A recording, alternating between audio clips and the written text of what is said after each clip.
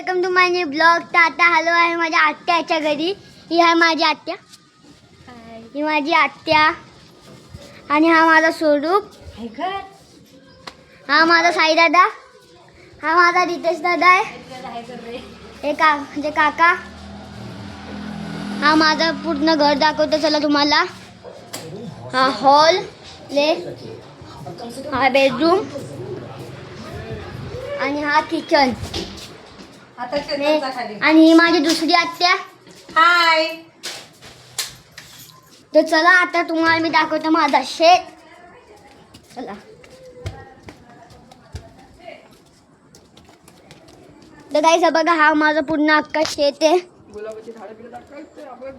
हे बघा ही आमची गुलाबाची झाडं, लाल गुलाबाची झाडे. आणि आत्याची ही झाड बघा, शेंगा बघा किती मस्त आल्या. ही खाली पडून ही तुळशीची झाडं. दाखव शेंगा, तुरीची शेंगा. इथं आता शेंगा आलेत ही खाली की वरचा की पूर्ण. हा आमचा अख्खा खेत, शेत आत्याचा. शेत आत्याचा.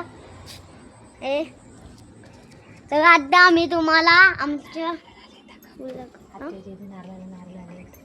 हा माझ्या आत्याच्या नारळाच्या झाडाला नारळ आलेत. ही बघा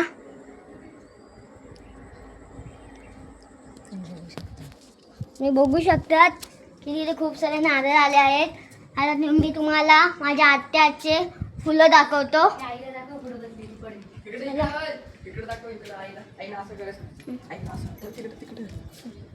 चला हे बघा आई. आई बरं आहेत ना? हो बरे आहे. बघा तुम्हाला फुलं दाखवतो पटकन. आता ही आमची फुलं आहेत. बघा किती चांगली फुलं आलेत इथे. दाखवतो गाईस तुम्हाला ते दाखवतो. इकडची खिंडी कुठे रे?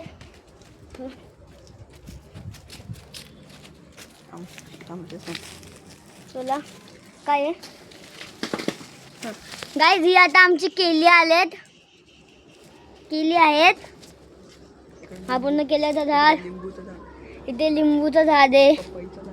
इथे पपईचं झाड. आणि गाईस माझ्या आत्याचं एक मंचुरियनचं दुकान आहे.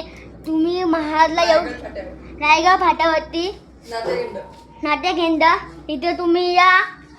ॲड्रेस महाड आहे, रायगड केंद्री. तुम्ही नक्की मंचुरियन खायला या. इकडचे मंचुरियन खूप टेस्टी मस्त असतात. तर ह्याच आता मी इथे माझ्या ब्लॉगला थांबवतो.